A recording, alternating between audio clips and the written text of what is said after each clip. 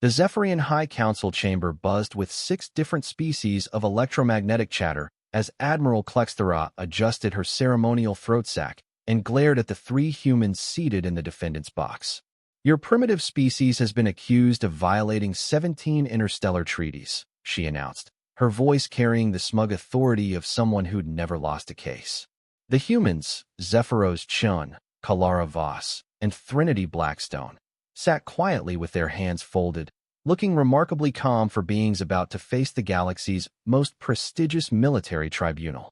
We detonated a small antimatter device in your orbital space to demonstrate our superiority before these proceedings. Your silence confirms your species' acceptance of our technological dominance.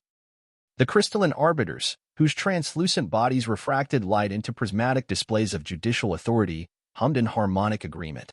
Senior Arbiter Quilnax's crystalline face sparkled with condescension as he addressed the humans. The evidence is overwhelming. Your species has somehow managed to spread across 47 star systems without proper authorization from the Galactic Regulatory Commission. This unauthorized expansion violates our carefully maintained order. He gestured with razor-sharp crystal appendages at the holographic displays showing human colonies. We've observed your crude chemical rockets and primitive fusion drives. How you manage to traverse interstellar distances with such laughably inferior technology remains a mystery we'll solve after your species accepts proper oversight. The Gossamer Confederacy's representative, a being that looked like an oversized soap bubble with delusions of grandeur, floated smugly near the prosecution table. Most amusing indeed, wheezed Bubble Speaker Vexilon through its membrane. We've been monitoring your transmissions for decades. Your entertainment broadcasts show a species obsessed with violence and resource competition. Such primitive aggression explains your illegal expansion, but certainly not your survival in deep space. Its bubble form pulsed with what passed for laughter among its kind. Our atmospheric engineers calculate that beings from your high-gravity, corrosive atmosphere death world should have perished within days of leaving your planet's protective cocoon.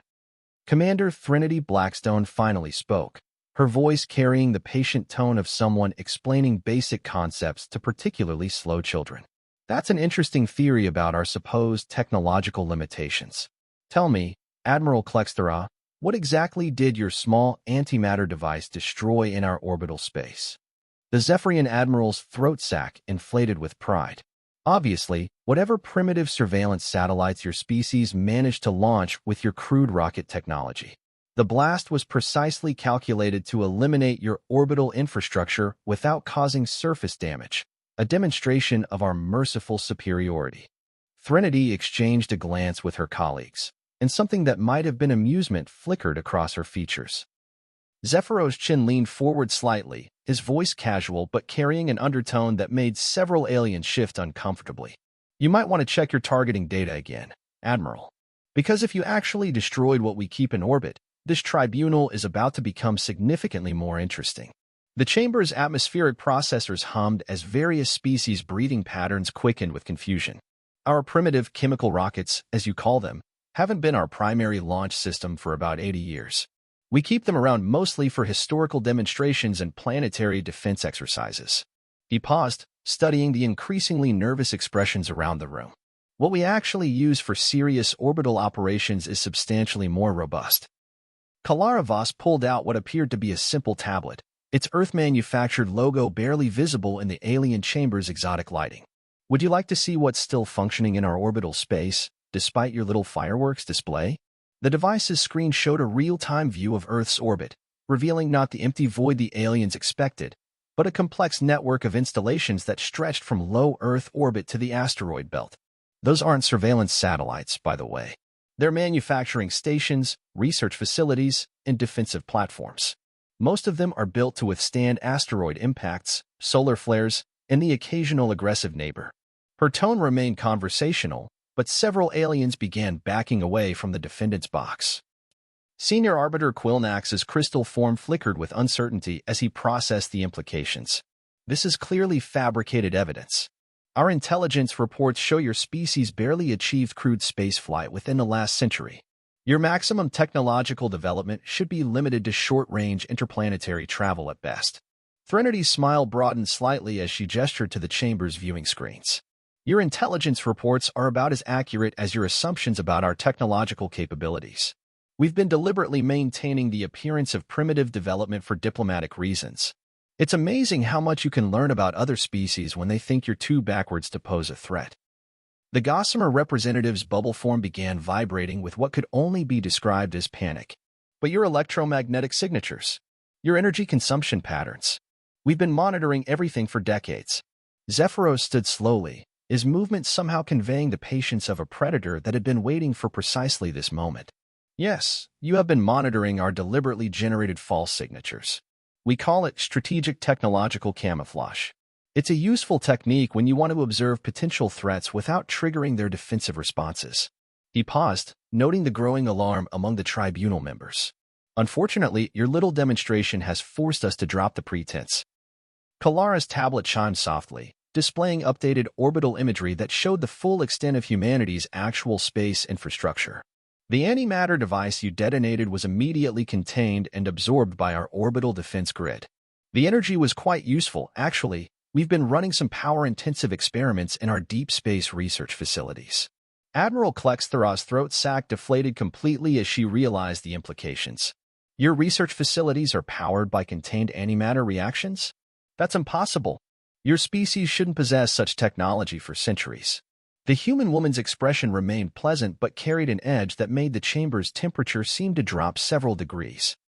The viewing screens filled with images of human installations throughout the local stellar neighborhood, revealing the true scope of their civilization. Massive ring worlds orbited distant stars, generation ships the size of small moons traveled between systems, and what appeared to be partially disassembled planets floated in organized construction zones. The thing about evolving on a death world, Threnody explained conversationally, is that it teaches you to be very, very good at surviving in hostile environments. Space, it turns out, is actually much more hospitable than Earth. She gestured to the screens, showing human children playing in zero-gravity playgrounds built into asteroid mining facilities. We've been expanding quietly for about 200 years, avoiding contact with galactic civilization until we could properly assess potential threats.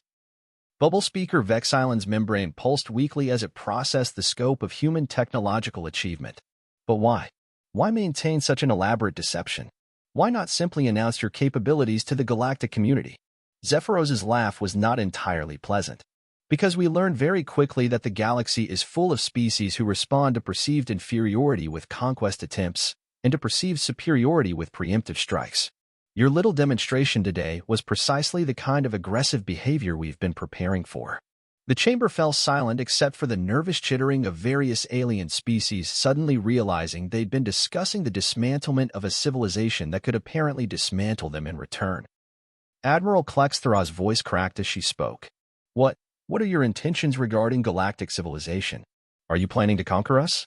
The three humans exchanged looks that conveyed volumes of unspoken communication before Threnody answered. Honestly, we were hoping to avoid this entire conversation for another century or two. We prefer to solve problems through engineering rather than politics. She gestured to the orbital displays still showing the vast scope of human infrastructure. But since you forced our hand, we'll be establishing formal diplomatic relations with every species in this tribunal. We have some concerns about your current governmental structures that we'd like to discuss. The crystalline arbiter's harmonic humming reached frequencies that suggested barely contained panic as Senior Arbiter Quilnax stammered. What kind of concerns? Kalara's tablet displayed a comprehensive analysis of galactic civilization's resource distribution, technological development patterns, and social structures. Well, for starters, your current system of technological restriction and territorial control seems designed to prevent advancement and maintain artificial scarcity. That's not sustainable long-term. Her voice carried the tone of someone presenting a school report, but the implications were staggering. We've been running sociological simulations, and your current galactic government has about a 15% chance of surviving the next 1,000 years without significant restructuring. Zephyros stood and addressed the chamber with the calm authority of someone who just revealed that their species could reshape galactic civilization at will. The good news is that humans are excellent at solving complex systems problems. The challenging news is that we've identified several critical flaws in your current approach to interstellar governance that will require immediate attention. He paused, studying the faces of beings who'd entered the chamber as judges and were leaving as students. We'll be sending diplomatic teams to every major world within the next standard year. Think of it as a consultation service. His smile suggested that this consultation would be difficult to refuse. After all, we've had quite a bit of experience managing hostile environments. The chamber erupted in chaos as various species began urgent communications with their home worlds. But the three humans remained seated calmly, watching the aliens scramble to contact their superiors. Admiral Klexthera, her authority utterly demolished, managed one final question. What if we refuse your consultation? Thrinity's response was delivered with the patient tone of someone explaining inevitable consequences to a child. Then you'll join the approximately 800 other species in this galaxy that have already accepted our guidance over the past 2 centuries. Some of them initially resisted as well. The implications hung in the air like a detonated bomb, and suddenly the aliens realized that the real explosion hadn't happened in Earth's orbit at all. It had happened right here in this chamber, shattering their understanding of the universe and their place in it.